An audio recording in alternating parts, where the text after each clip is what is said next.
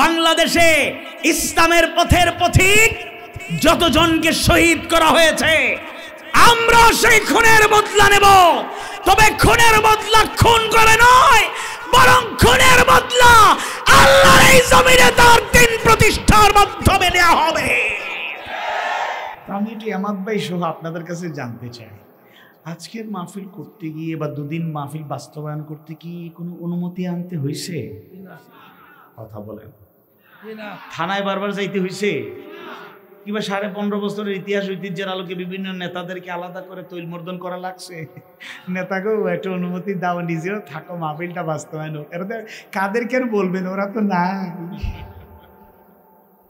দুদিন আগেও আপা বলেছিলেন পালানোর ইতিহাস আমাদের নাই। 5 আগস্ট দুপুরবেলা কষ্টের কথা কি বলবো, কত রকমের খাবার রেডি ছিল, খাইতে পারলো না আপা। না খাইয়েই মনে কষ্ট নিয়ে রওনা হলো। 45 মিনিটসের আলটিমেটাম তাকে হতাশ করলো। তিনি যখন হেলিকপ্টার যোগে চলে যাচ্ছিলেন বন্ধুর দেশে, প্রিয় মানুষের ঠিকানায়, তো মানুষেরা হেলিকপ্টারে পালানোর ভিডিও দেখার পর আমজনতা বলার আগেই দলীয় নেতা কর্মীরা বলা বলি শুরু করলো, আপা চলে গেল, বলে গেল না। যারা 15.5 বছর জগদ্দল পাথরের মতো এই জাতির ঘাড়ে চেপে বসেছিল, মানুষের বাক স্বাধীনতা থেকে শুরু করে সার্বিক স্বাধীনতা হরণ করে নির্যাতন নিপীড়নের স্টিমরোলার চালিয়েছিল, যারা দিবা স্বপ্ন দেখেছিল, যাদের মাস্টার প্ল্যান ছিল, ড্রিম ছিল, হবি ছিল, 2041 সাল পর্যন্ত তারা ক্ষমতায় থাকবে, তাদের যাবতীয় পরিকল্পনা তারা বাস্তবায়ন করবে। এই মাস্টার প্ল্যান বাস্তবায়ন করতে গিয়ে হাজার হাজার নিরপরাধ মানুষকে তারা পৃথিবী থেকে বিদায় করেছে। কোরআনের পাখি মুফাসসিরকে শহীদ করেছে। আল্লাহর পথের পথিকদেরকে তারা দুনিয়া থেকে বিদায় করেছে। দেশপ্রেমিক জনতাকে দুনিয়া থেকে বিদায় করেছে। নিরপরাধ মানুষগুলোকে ফাঁসির মঞ্চে ঝুলিয়ে দুনিয়া থেকে বিদায় করেছে। আয়না ঘরে নিষ্ঠুর নির্যাতনের কালো অধ্যায় রচনা করেছিল, যারা নিরপরাধ মানুষদের হাতে হ্যান্ডকাপ পরিয়েছে, আলেমদের পায়ে ডান্ডা বেরি পড়িয়েছে, রিমান্ডে কথ্য নির্যাতন চালিয়েছে, যারা মিথ্যা অপবাদ দিয়ে, মিথ্যা মামলা দিয়ে নিরপরাধ মানুষগুলোর উপর জুলুম করেছে। তাদের প্ল্যান ছিল তাদের বিপরীত স্রোতে থাকা কেউ আর টিকে থাকতে পারবে না। ক্ষমতার বড়াই দম্ভ যাদেরকে অন্ধ বানিয়ে দিয়েছিল। 5 আগস্ট আমার দেশের সোনার ছেলেরা, এই দেশ এবং জাতির ভবিষ্যৎ কর্ণধার ছাত্র সমাজ, আপামর জনতাকে নিয়ে শহীদ আবু সাঈদ, শহীদ মুগ্ধ, ওয়াসিম আকরামরা বুক পেতে দিয়ে, রক্ত দিয়ে, জীবন দিয়ে এমন সংগ্রাম করলো, ওরা পালাতে গিয়ে সবাই পালাতে পারে নাই। 2 যুগের আগেও চট্টগ্রামের ঐতিহাসিক ময়দানে শহীদ আল্লামা দেলোয়ার হোসেন সাঈদী রাহিমাহুল্লাহ তিনি বলেছিলেন, বেশি বাড়াবাড়ি করবেন না, বেশি লাফালাফি করবেন না, সময় আসবে এমন পালানোর জন্য, আশ্রয়ের জন্য ইঁদুরের গর্ত খুঁজে পাওয়া যাবে না। আপাকে উদ্দেশ্য করে 2 যুগ আগেই তিনি বলেছিলেন, বেশি লাফালাফি করবেন না, ক্ষমতার অপব্যবহার করবেন না। 12 কোটি জনগণ, ওই সময় 12 কোটি সংখ্যা ছিল, 12 কোটি 12 কোটি জনগণ যদি ভালো করে ঝাঁকুনি দেয়, উড়ে গিয়ে পড়বেন দিল্লি, দাদার বাবু, মামার বাড়ি, দাদার বাড়ি, এছাড়া কোনো জায়গা থাকবে না। কথা কি ফলছে নাকি ফলে নাই? জ্বলন্ত প্রমাণ এক্সাম্পল আছে না নাই? মাকারু ওয়া মাকারাল্লাহ ওয়াল্লাহু খায়রুল মাকিরিন ইউরিদুনা লিইউতফিউ নূরাল্লাহি বিআফওয়াহিহিম ওয়াল্লাহু মুতিম্মু নূরিহি ওয়ালাউ কারিহাল কাফিরুন। আল্লাহর পরিকল্পনায় বাস্তবায়িত হবে এবং আল্লাহর আলোকে কেউ চাইলে মুখের ফুৎকারে নিভিয়ে দিতে পারবে না। আল্লামা সাঈদী রাহিমাহুল্লাহর শূন্যতা পূরণ করার মতো কোয়ালিটি, ক্যাপাসিটি, ক্যাপাবিলিটি এবং সার্বিক যোগ্যতা কারো মধ্যে দেখি না। জানি না আরো শত বছরে আল্লামা সাঈদী একজন আমরা পাবো কিনা। তিনি আসলেই অতুলনীয়। তবে এ কথাও সত্য, তার জন্য আমরা কষ্ট পাই, তার জন্য দোয়া করি। আবার এটাও শোনাতে চাই, এটা আল্লাহর ফয়সালা, দুনিয়ার কোনো মানুষের কৃতিত্ব নয়। কোরআনের আওয়াজ, হাদিস সুন্নাহর আওয়াজ কিয়ামত পর্যন্ত আল্লাহর জমিনে বুলন্দ থাকবে। পৃথিবীর কোন অপশক্তি এক মুহূর্তের জন্য কোরআনের আওয়াজকে স্তব্ধ করতে পারবে না। আল্লাহ তাআলা ওই কোরআনের আলোকে উচ্চকিত করার মতো হিম্মত, ঈমান, দৃঢ়তা, আমাদের সেই পরিমাণ দূরদর্শিতা, সময় উপযোগী সিদ্ধান্তের আলোকে বাস্তবায়ন করার ক্যাপাসিটি, ক্যাপাবিলিটি দান করুন। বলুন আমিন। আওয়াজ বাড়িয়ে বলুন আমিন। আপনাদের কষ্ট হচ্ছে? আচ্ছা, ঠিক আছে, আলহামদুলিল্লাহ। আমি আপনাদের সামনে কোরআনুল কারীমের 41তম সূরা, অত্যন্ত অর্থবহ তাৎপর্যমণ্ডিত একটি সূরা, মাক্কি সূরা, সূরা হামিমা সিজদার 34 নম্বর আয়াতে কারিমার আলোকে সরাসরি আপনাদের সামনে কোরআন হাদিস সুন্নাহর আলোকে মুফাসসিরদের বর্ণনাকে প্রাধান্য দিয়ে বর্তমান প্রেক্ষাপটকে সামনে রেখে অত্যন্ত সময় উপযোগী একটি বিষয় বাস্তবতার নিরিখে তুলে ধরতে চাই। ওমা তৌফিকি ইল্লা বিল্লাহ। আল্লাহ তাআলা আমাকে তৌফিক দিন, বলুন আমিন। এবং আজকের আলোচনা একটু বুঝে যাওয়ার চেষ্টা করবেন, একটু বুঝে যাওয়ার চেষ্টা করবেন, একটু বুঝে যাওয়ার চেষ্টা করবেন। আর বিশেষ করে তরুণ ছাত্র যারা, আমি শেষ পর্যায়ে আমি দোয়ার আগে একটু ইন্টারভিউ নেব। অন্তত একজনকে আমি ব্যক্তিগতভাবে পুরস্কৃত করতে চাই, যেহেতু ছাত্ররা আছেন, যুবকরা আছেন এবং মুরব্বীরাও চাইলে অংশগ্রহণ করতে পারবেন। আলোচনা কি করলাম, এখন যে আলোচনা শুরু হবে, আলোচনা কি করলাম সেটার উপরে একটু আপনাদের, যেহেতু মাশাআল্লাহ হাজারো জনতার ঢল, আপনারা আসলে বুঝে গেলেন কিনা। আমার কথা তো আমি বলবো না, আমি বলবো কোরআনের কথা। এর ইম্পর্টেন্সটা আপনারা বুঝতে পারবেন সহজ করে। আমি আজকে বুঝিয়ে যাব। সব সময় আমরা গতানুগতিক শুধু কথা বলে চলে যাই, কিন্তু আমরা বুঝলাম নাকি বুঝলাম না, শুনলাম নাকি শুনলাম না, এমন একটা বিষয় আলোচনা করলে বুঝতে পারবেন। এইটা সময়ে আমাদের দরকার। শুধু জজবা বাড়ালে চলবে না, আবেগের সাথে মাঝে মাঝে বিবেককে কাজে লাগাতে হবে। এর ইম্পর্টেন্সটা আজকে আশা করি আমরা বুঝতে পারবেন। আল্লাহ সবাইকে বুঝার, আমল করার তৌফিক দাও, বলে না আমিন। আওয়াজ বাড়িয়ে বলুন আমিন। আউযু বিল্লাহি মিনাশ শাইতানির রাজীম। বিসমিল্লাহির রাহমানির রাহিম। ولا تستوي الحسنة ولا السيئة ادفع بالتي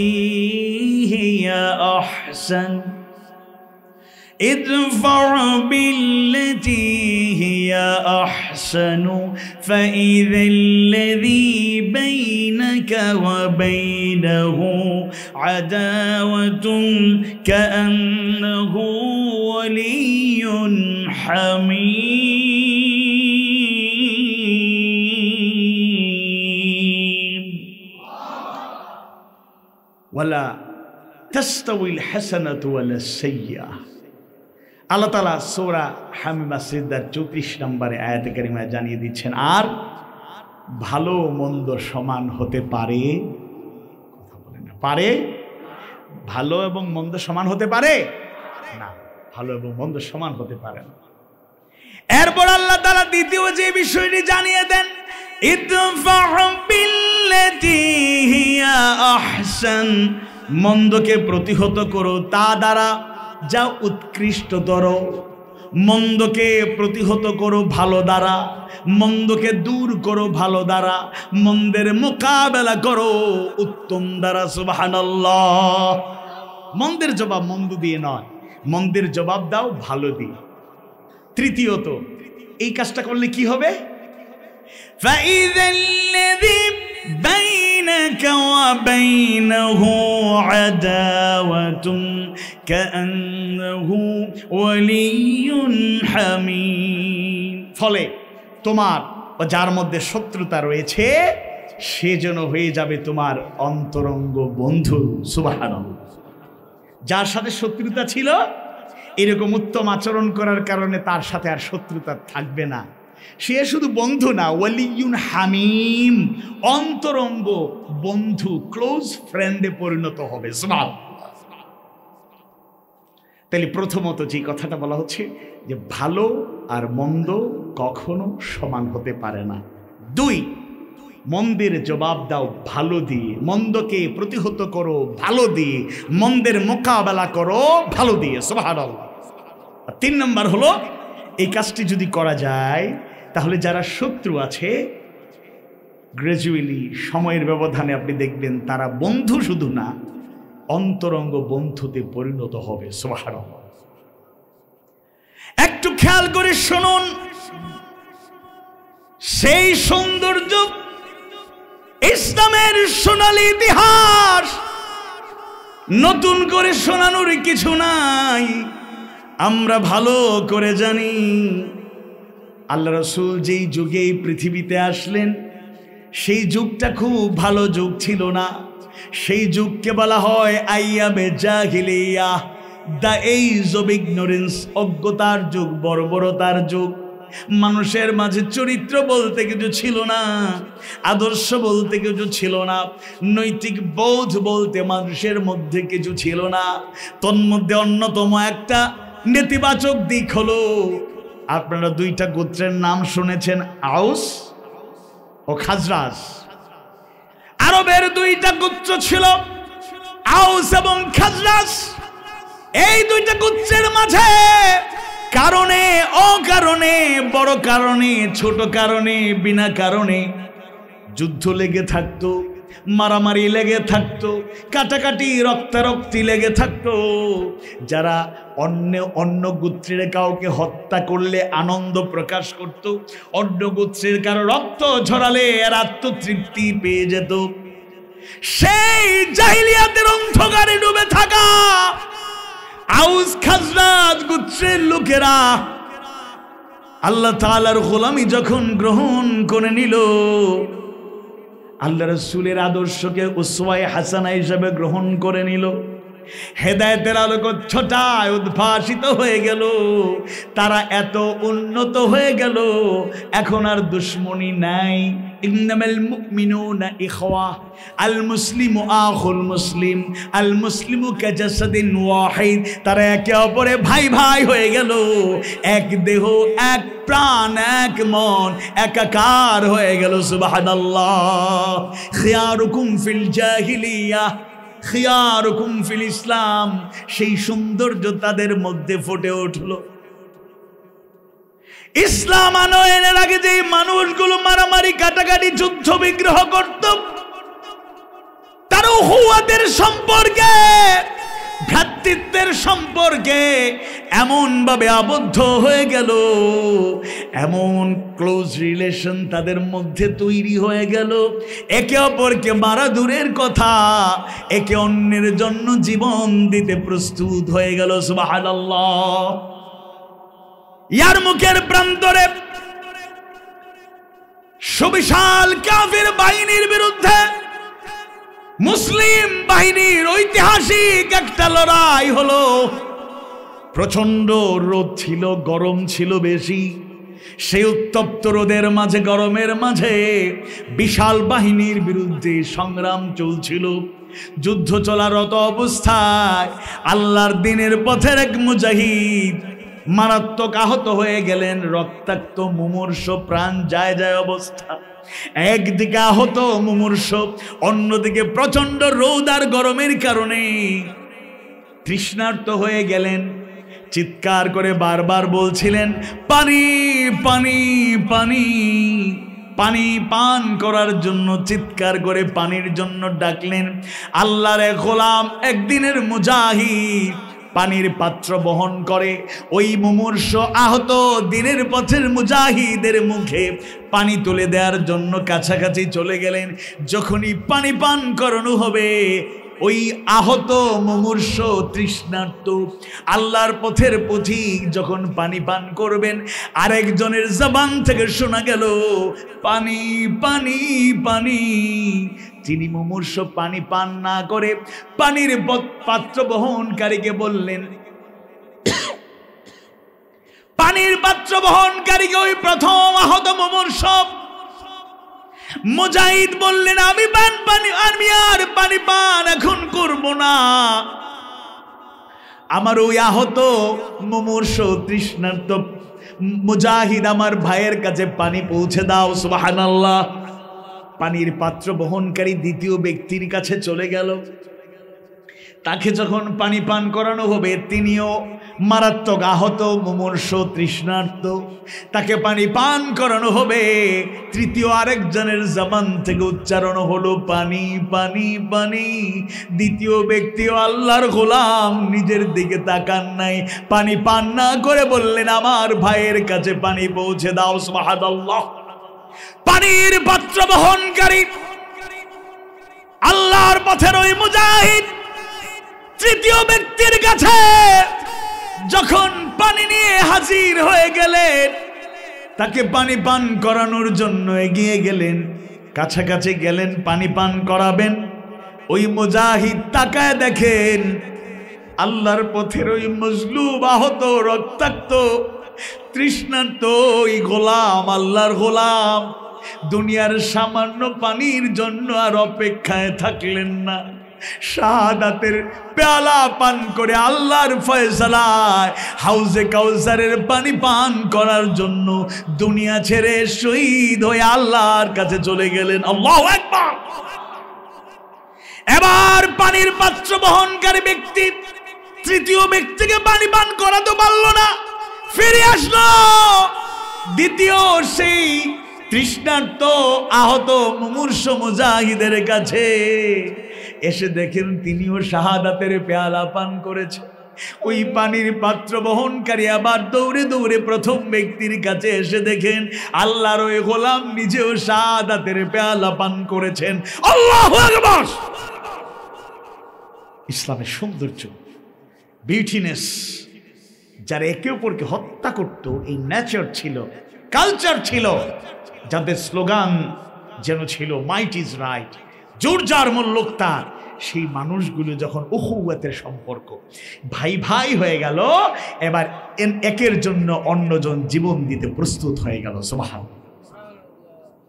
আমি প্রধানত যেই ব্যাখ্যাটা করি, আমি আলোচনার শেষ দিকে যাব এবং চারটা ব্যাখ্যা, চারটা পয়েন্ট আপনাদের সামনে দলিল ভিত্তিক তুলে ধরতে চাই এবং প্র্যাকটিক্যাল আলোচনা করতে। আল্লাহ বললেন, তোমরা মন্দকে প্রতিহত করো, তা দ্বারা যা উৎকৃষ্টতর, মন্দের জবাব দাও ভালো দিয়ে, মন্দকে মোকাবেলা করো উত্তম দিয়ে, ভালো দিয়ে।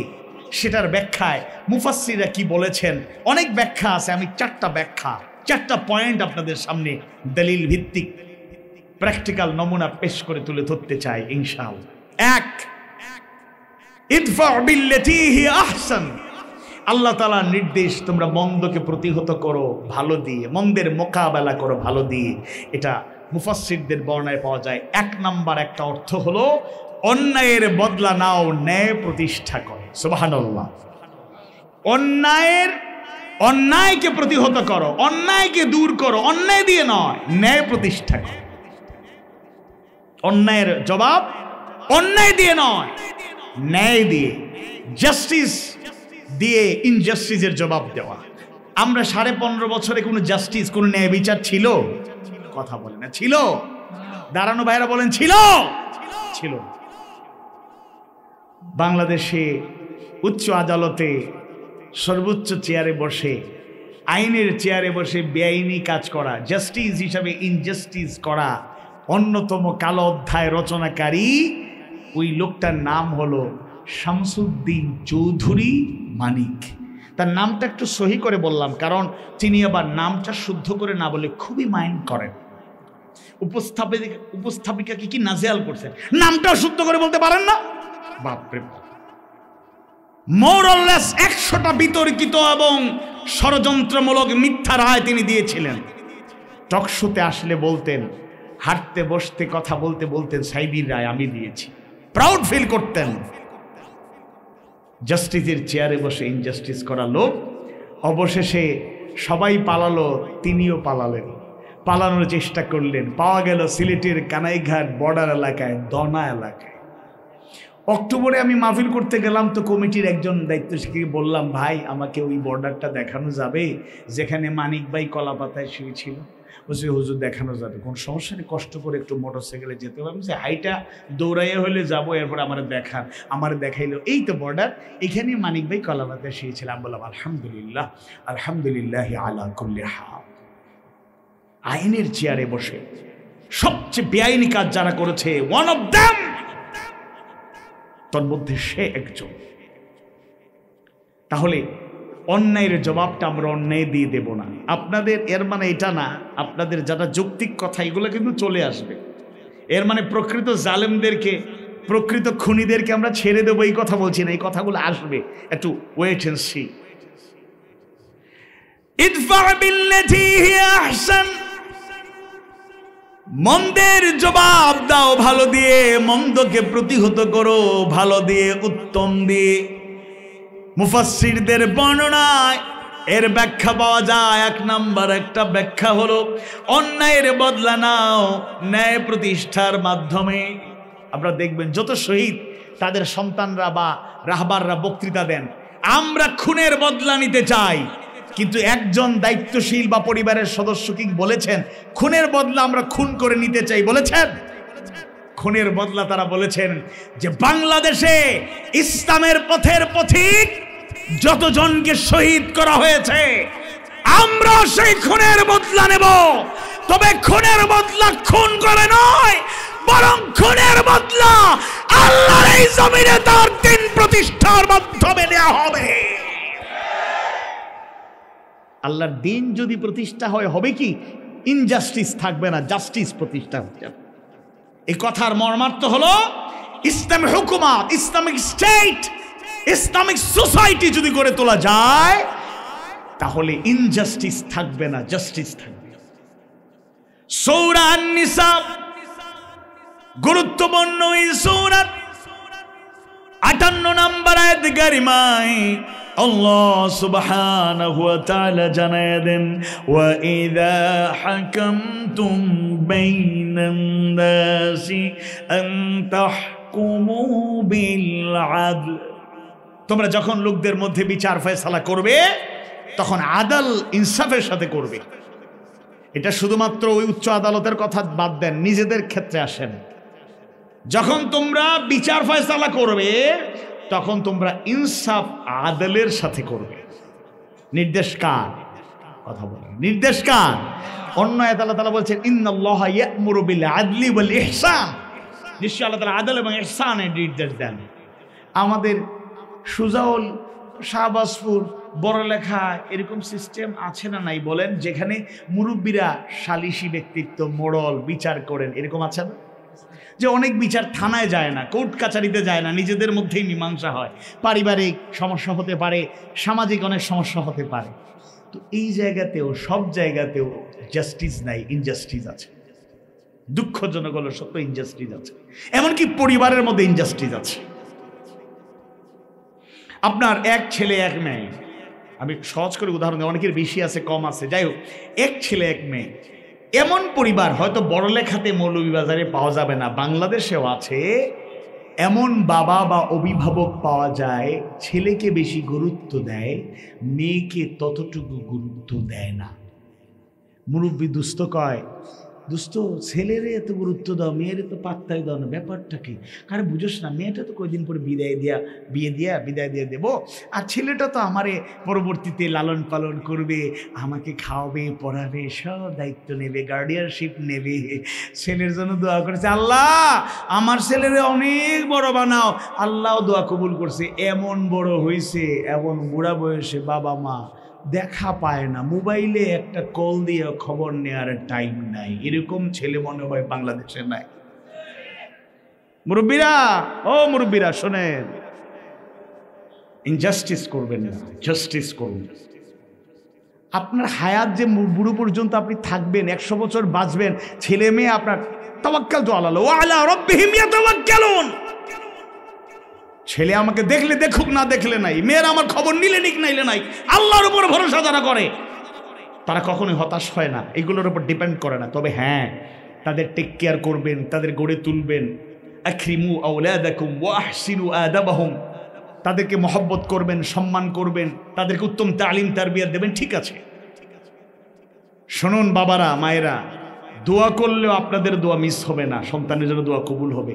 বদুয়াও বেশি করবেন না, বদুয়ানোর সময় করা লাগে না, লেগে যায়। বদুয়া করবেন না, কারণ বদুয়াটাও লেগে যায়। কাবার একজন ইমাম, তিনি তার স্মৃতিচারণ করতে গিয়ে বললেন, আমি কাবার ইমাম হইছি আমার মায়ের বদুয়ার কারণে।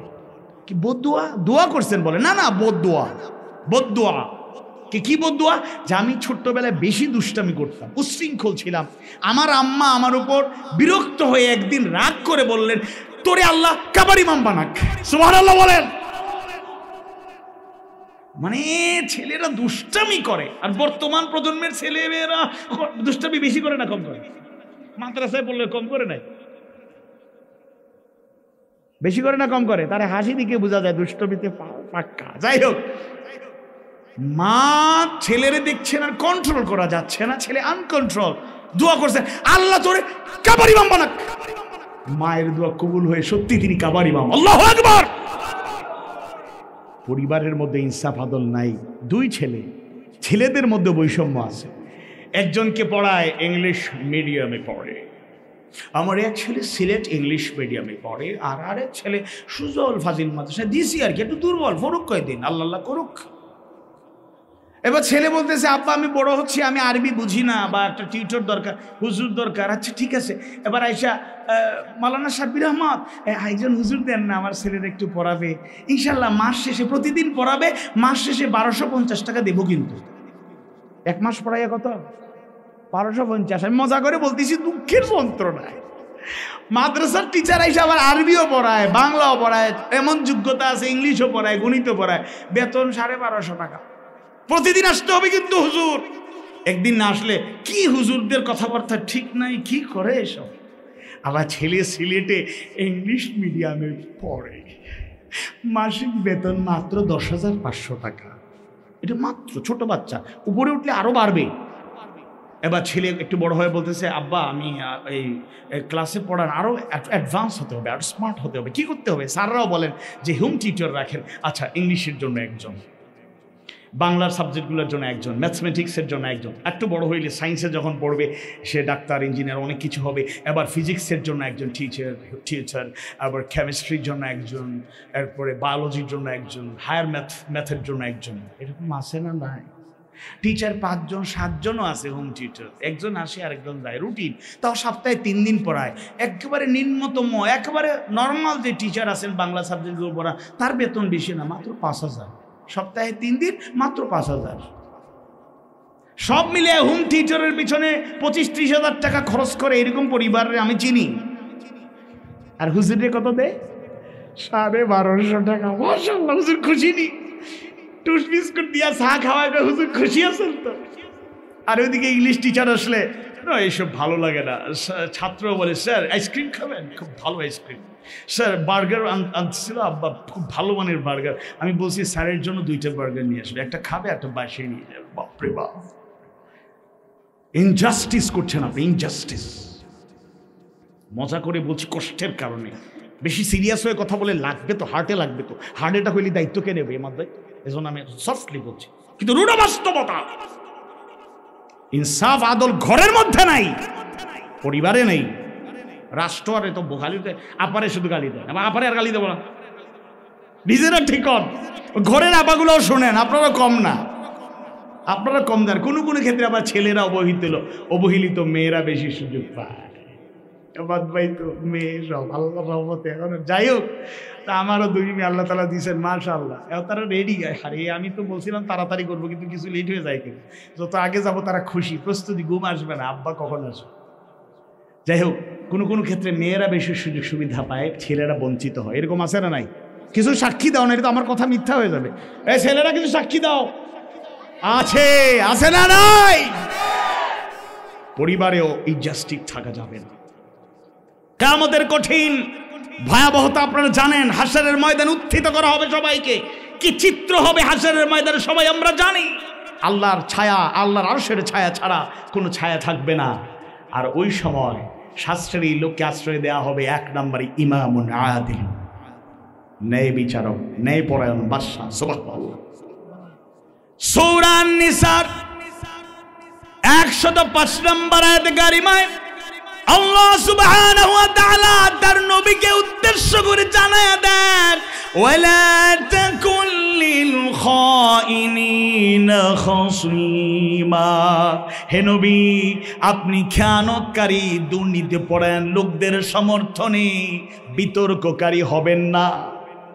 ভালো করে শুনুন, আল্লাহ তার নবীকে বলছেন, হে নবী, খেয়ানতকারী কোন লোক, দুর্নীতিবাজ, কারাপ্টেড কোন লোকের পক্ষে আপনি বিতর্ক করবেন না, সাফাই গাইবেন না।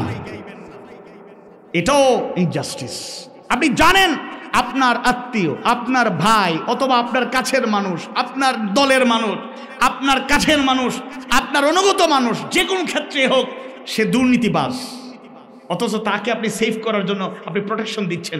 আপনি একজন সৎ মানুষ, আল্লাহ ভীরু মানুষ, ভালো মানুষ, নো ডাউট, আমরা সন্দেহ করি না, কিন্তু আপনি জেনে শুনে একজন দুর্নীতিবাজের পক্ষে সাফাই গাইতে পারেন না। আল্লাহ তার নবীকে বলছেন, খেয়ানতকারী দুর্নীতিবাজদের পক্ষে কথা বলা যাবে? ভাইরা বলেন, চেয়ারে বসে যান, মুরব্বীরা বলেন যাবে। So be careful. অবৈধ আইনমন্ত্রী পালানোর সময় ওকে নিয়ে চলে যাচ্ছে। এবার অবৈধ আইনমন্ত্রী আনিসুল হক সাহেব বলতেছেন, আমার বন্ধুরে নেবেন না আমার একা নেবেন? কি ফাইজলামি পাইছেন, আপনি তো একা, চলেন। বোন নেতা দিগিরি করছে, আরে রাখেন, আমার একা নেবেন, বন্ধুরে নিয়ে যান। ও বন্ধুকে? সালমান এফ রহমান। কোথায়? এই তো সালমান এফ রহমান। ফাইজলামি করেন, দরবেশ মানুষ, সাদা দাড়ি, সাদা পাঞ্জাবি, কত সুন্দর আল্লাহওয়ালা মানুষ। এখানে কই? এখানে কেউ নাই তো, এখানে একজন আছে ক্লিন শেভ করা, হেতেই কাম করছে। আহলে হাদিসের এক প্রোগ্রামে গিয়ে সালমান এফ রহমান হাফিজাহুল্লাহ, আল্লাহ তাকে জেলে হেফাজতে রাখুন, বলে না আমি, ততদিন পর্যন্ত যতদিন তার শাস্তি না হচ্ছে, বলে না আমি। তিনি বলেছেন আহলে হাদিসের প্রোগ্রাম, আমি সহিহ হাদিস ছাড়া কোনো হাদিস মানি না। বাপরে বাপ। বলতে বলতে বসে কোরআনে কিছু ভুল আছে, নাউযুবিল্লাহ।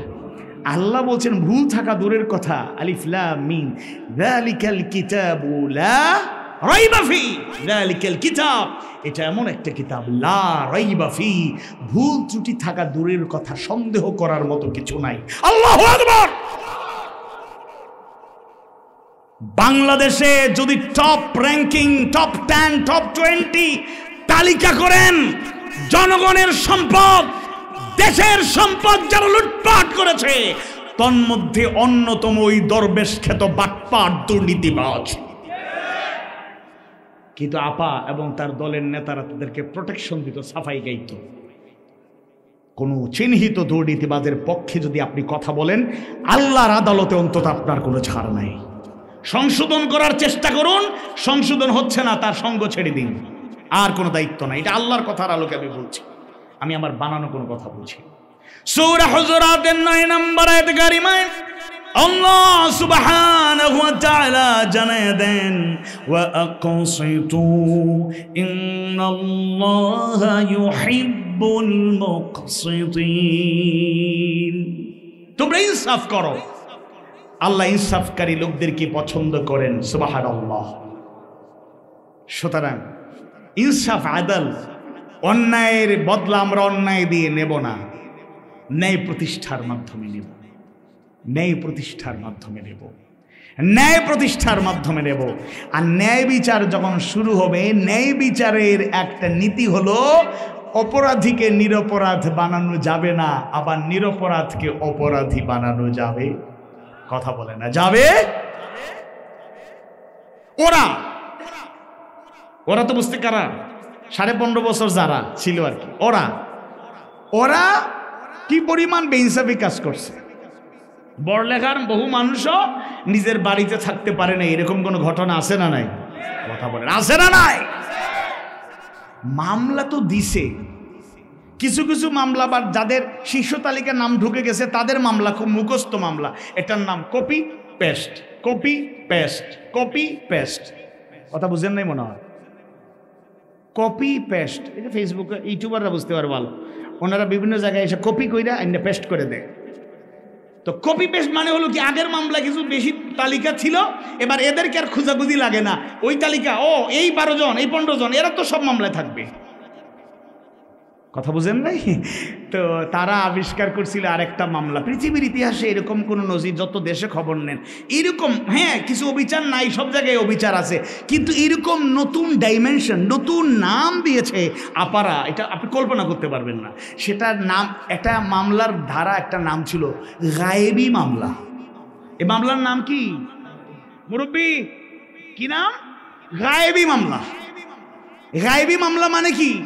সহজ করে বলি, আদৌ কোনো ঘটনা ঘটে নেই। এই বাজারের নাম সুজল বাজার না আলাদা বাজার? নাম কি? সুজল বাজার। 21শে জানুয়ারি বিকেল 5টা 23 মিনিটের সময় সুজল মাদ্রাসার কিছু ছাত্র, তরুণ যুবকরা নারায়ে তাকবীর আল্লাহু আকবারের স্লোগান দিয়ে, কিছু উগ্র এবং জজবা নিয়ে হুঙ্কার দিয়ে যাচ্ছিল। প্রশাসনের দায়িত্বে আমরা ছিলাম, আমরা 9 জন এখানে ছিলাম। আমরা গিয়ে বললাম, আপনারা অনুমতি ছাড়া মিছিল করছেন, আপনারা চলে যান। তারা আমাদের কথা শুনলো না, রাস্তাঘাট থেকে ইটপাটকেল এমনভাবে মারলো। আমরা 9 জনই হসপিটালে ছিলাম, একজন অল্পের জন্য বেঁচে গিয়ে এখন বাসায় চিকিৎসাধীন অবস্থায় আমাদের তত্ত্বাবধানে আছে। কে কে ছিল? আবুল কালাম, অমুক অমুক অমুক অমুক, এরা সামনে থেকে নেতৃত্ব দিয়েছে, আরো তাদের নাম জানা নাই, আরো 43 জন ছিল। অথচ এরকম কোনো ঘটনা 21 তারিখ 5টা 23 মিনিটে ঘটে নাই। কথা বুঝেন নাই? আমার কথা বুঝেন নাই? এটার নাম কি? গায়েবী মামলায়। ভালো করে এটা কিন্তু প্রশ্ন আসতে পারে, যখন লাস্টে প্রশ্ন করবে একটু পরে, তখন প্রশ্ন আসতে পারে না। মামলার নাম কি? গায়েবী মামলা। তারা যে সুন্দর আইন করছে, ট্রাইব্যুনাল গঠন করছে। আমরা তো ক্ষুদ্র মানুষ, মাঝে মাঝে মজা করে পরামর্শ দেই, কথা যদি কেউ শুনে। আমরা বলছি তাদেরকে শাস্তি দেওয়ার জন্য নতুন করে আইন করার কোনো প্রয়োজন নাই, নতুন কোনো ট্রাইব্যুনালের দরকার নাই। হেতেরা যে আইন তৈরি করছে, সেই আইন দিয়ে হেতের কাছে নাজেহাল করা হবে। মোর কথা বুঝতে পারেননি? আচ্ছা, এরা কত ইনজাস্টিস করেছে বর্ণনা করে শেষ করে, নতুন নতুন অধ্যায় রচনা করেছে। এই জন্য যারা প্রকৃত অপরাধী তাদেরকে নিরপরাধ বানানো ইনজাস্টিস, অপরাধীকে নিরপরাধ বানানো ইনজাস্টিস, আবার নিরপরাধকে অপরাধী বানানো ইনজাস্টিস। আল্লাহ চাইলে যত জুলুম হয়েছে তার পাই পাই জবাব এই জাতি দেখতে পাবে। প্রয়োজনে তাদের তৈরি করা ট্রাইব্যুনাল, তাদের তৈরি করা আইনেই তাদেরকে শাস্তি করা হবে। আইন হাতে তুলে নেওয়া লাগবে না, আইন হাতে তুলে নেওয়া লাগবে না, তাদের জবাবটুকু তাদেরকে দিয়ে দিতে হবে। তবে হ্যাঁ, তারা মামলার ব্যবসা করছে, এখন নতুন করে কেউ মামলার ব্যবসা করলে তারা ইনজাস্টিস করছে। প্রকৃত অপরাধীরা আইনের আওতায় আসবে। নিরপরাধ কোন লোককে হয়রানি করলে জাস্টিস না ইনজাস্টিস? কথা বলে না, জাস্টিস না ইনজাস্টিস? ইনজাস্টিস, এটা করা যাবে না। তাইলে 1 নাম্বার ইদফা বিল্লাতি হি আহসান এর অর্থ হলো অন্যায়ের বদলা নিতে হবে ন্যায় প্রতিষ্ঠার মাধ্যমে। 2 নাম্বার হলো জুলুমের বদলা নাও ক্ষমা করে, জুলুমের বদলা নিতে হবে ক্ষমার মাধ্যমে, জুলুমের বদলা নিতে হবে ক্ষমার মাধ্যমে। ইমানদার ভাইয়েরা, আব্দুল্লাহ ইবনে ওমর রাদিয়াল্লাহু আনহু থেকে বর্ণিত, আল্লাহ রাসূল সাল্লাল্লাহু আলাইহি ওয়াসাল্লাম বর্ণনা করেন, ইরশাদ করেছেন, ইত্তাকুল যুলমা ফাইন্নাজ যুলমা যুলমাতুন ইয়াওমাল কিয়ামাহ। তোমরা কাউকে জুলুম করা থেকে আত্মরক্ষা করবে, তাকওয়া অবলম্বন করবে, পরহেজ করবে, আত্মরক্ষা করবে, কারণ জুলুম কিয়ামতের দিন ভয়াবহ অন্ধকারে পরিণত হবে। নাউযুবিল্লাহ। আব্দুল্লাহ ইবনে মাসউদ রাদিয়াল্লাহু আনহু বলেন, রাসূল সাল্লাল্লাহু আলাইহি ওয়াসাল্লাম বলেছেন, আউয়ালু মা ইউকদা বাইনান নাস ইয়াওমাল কিয়ামাতি ফিদ-দিমা। কিয়ামতের দিন প্রথম যে বিষয়টি মানুষের মধ্যে বিচার করা হবে তা হলো রক্ত ঝরানো বা খুন, হত্যার বিষয়। বলেন নাউযুবিল্লাহ। হত্যাকাণ্ড এই জমিনে হয় নাকি হয় না? হয়েছে নাকি হয় নাই? তাহলে আদালতে আখিরাতে কিয়ামত হওয়ার পরে আল্লাহ তাআলা রাসূলের এই হাদিস প্রমাণ করে, আর অন্যান্য বর্ণনা আছে, এই হাদিস দ্বারা প্রমাণিত হয় প্রথম বিচার হবে হত্যার বিচার। হত্যার বিচার হবে। যারা প্রকৃত হত্যাকারী তাদেরকে কি ক্ষমা করে দেয়া যায়? কথা বলেন। প্রথম হাদিস বলতে জুলুম করা যাবে না। যে যতটুকু দোষ করে নাই তাতে অতটুকু দোষী বানানো যাবে না। যাকে যতটুকু জুলুম যে করেছে তার ততটুকু পাইতে পারে, কিন্তু বেশি করলেই জুলুম, অতিরিক্ত করলেই জুলুম। আলী বিন আবি তালেব রাদিয়াল্লাহু আনহু যুদ্ধের ময়দানে ইসলামের জন্য তার দুঃসাহসী ভূমিকা, যুদ্ধের ময়দানে তার বীরত্ব, ইসলাম অব্যাহত রাখার জন্য, ইসলামকে কায়েমের অবস্থাকে মজবুত রাখার জন্য তিনি এমন ভাবে ভূমিকা পালন করেছিলেন, যার উপাধি দেয়া হয়েছিল আসাদুল্লাহিল গালিব। তার উপাধি ছিল, উপনাম ছিল আসাদুল্লাহ। তিনি আল্লাহর সিংহ। বলেন আল্লাহু আকবার। যুদ্ধের ময়দানে ইসলামের চিরশত্রু কাফের একজন তার নিচে পড়ে গেল, পাল্টাপাল্টি আঘাতের পর আঘাত, এক পর্যায়ে নিচে পড়ে গেল। আলী বিন আবি তালেব এমন ভাবে তাকে চেপে ধরলেন, সে নড়তে পারছে না, ছোটার কোনো সুযোগ তার নাই। এমত অবস্থায় হাতে তরবারি নিয়ে তাকে দুনিয়া থেকে বিদায় করে দেবেন। ওই কাফের আর কোনো করার কিছু তার নাই, আর নড়তে পারছে না, প্রতিহত করতে পারছে না, ওঠার কোনো ক্ষমতা নাই। ওই কাফের তার আর কিছু করার ছিল না। হঠাৎ করে সে তার মুখ থেকে থুতু, আলী বিন আবি তালেবের মুখে উপর থেকে থুতু মারল। কিছু করার নেই, লড়তে পারছে না, আলীর মুখে থুতু না মারছে। যখনই থুতু নিক্ষেপ করলো, আলীর চেহারা মোবারকে থুতু লাগলো। আলী বিন আবি তালেবের রাগ বেড়ে গেল। তিনি নিঃসন্দেহে ওই কাফের মনে করেছিল এখনই আমার বিদায়। আলী বিন আবি তালেব দাঁড়িয়ে গেলেন, তরবারি রেখে দিলেন, কেন জানি স্থির হয়ে গেলেন, ধৈর্যের একেবারে প্রতিচ্ছবি, শান্ত হয়ে গেলেন। ওই কাফের লাফ দিয়ে দাঁড়ায় গেল, উল্টো আক্রমণ করার চিন্তা করে নাই। আলীকে অবাক হয়ে বলল, আলী, আমি তো মনে করেছি আমি শেষ, লাস্ট ইচ্ছা হিসাবে আর কোনো ক্ষমতা নাই, থুতু মারছি, ঘৃণা প্রকাশ করছি, তোমাকে আমি অবজ্ঞা করলাম, তোমাকে আমি অপমান করলাম, তুমি আমাকে আরো জোরে মারবে, আমাকে দুনিয়ার থেকে বিদায় করবে, এটাই তো স্বাভাবিক, ছেড়ে দিলে কেন? আলী বিন আবি তালেব বললেন, দেখো, তোমার সাথে আমার ব্যক্তিগত কোনো দুশ্মনী নাই, তুমি আল্লাহর দুশ্মন, তুমি রাসূলের দুশ্মন, তুমি ইসলামের দুশ্মন, তাই তোমার সাথে যুদ্ধের ময়দানে তুমিও আমাকে মারার চেষ্টা করেছো, হামলা করেছো, তোমাকে আমি মারি, এটা নীতির মধ্যে আল্লাহকে খুশি করার জন্য করেছো। আমার রাগ বেড়ে গেল, আমি আর নিজেকে দেখলাম রাগ বেশি বেড়ে গিয়েছে। এখন যদি রাগ বেড়ে যাওয়ার কারণে একটু জোরে আঘাত করি আর তোমাকে দুনিয়ার থেকে জুলুম করে বিদায় করি, আমার রাগটাও সাথে আমি ছেড়ে ফেলি, আল্লাহর আদালতে আমি আসামের কাঠগড়ায় দাঁড়াবো, তাই তোমাকে ছেড়ে দিলাম। আল্লাহু আকবার। ওই কাফের বলল, আলী, আর মারামারি তোমার সাথে করতে চাই না।